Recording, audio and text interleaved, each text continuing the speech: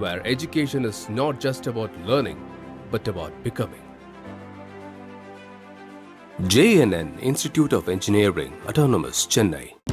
பாலியல் சார்களை கண்ட்ரோல் செய்வது எப்போது என அதிமுகவின் பொதுச் செயலாளரும் எதிர்க்கட்சித் தலைவருமான எடப்பாடி பழனிசாமி கேள்வி எழுப்பியிருக்கிறார். மேலும் கண்டனத்தையும் பதிவு செய்திருக்கிறார். விவரங்களோடு செய்தியாளர் ஸ்டாலின் இணைந்திருக்கிறார். ஸ்டாலின், எடப்பாடி பழனிசாமி பாலியல் சார்களை கண்ட்ரோல் செய்வது எப்போது என குறிப்பிட்டு கண்டனத்தையும் பதிவு செய்திருக்கிறார். என்ன விவரம்? நேற்று இரவு சென்னை தாம்பரம் அரசு சேவை இல்லத்தில் 8ஆம் வகுப்பு மாணவி ஒருவருக்கு பாலியல் தொல்லைக்கு ஆளானதாக வரும் செய்தி அதிர்ச்சி அளிப்பதாக எதிர்க்கட்சித் தலைவர் எடப்பாடி பழனிசாமி தற்போது தெரிவித்துள்ளார்.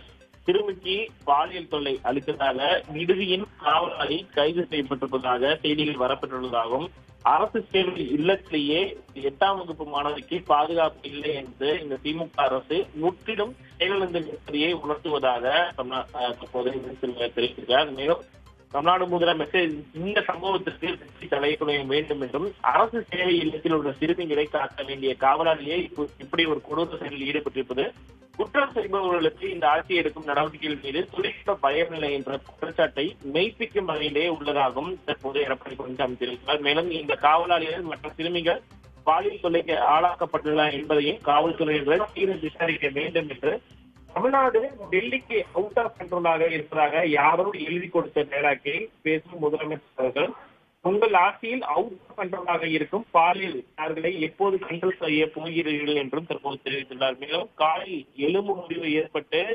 மருத்துவமனையில் அனுமதிக்கப்பட்டுள்ள அந்த 8ஆம் வகுப்பு மாணவிக்கு உரிய மருத்துவ சிகிச்சை அளிக்கப்படுவதை உறுதி செய்ய வேண்டும் என்றும் மாணவி வழக்கில் கைது செய்யப்பட்டுள்ள காவலாளி மீது கடும் சட்ட நடவடிக்கை எடுக்க வேண்டும் என்றும் தமிழ்நாடு அரசை வலியுறுத்துவதாக எதிர்க்கட்சித் தலைவர் எடப்பாடி பழனிசாமி தற்போது தெரிவித்திருக்கிறார். தகவல்களுக்கு நன்றி Stalin. Where education is not just about learning, but about becoming.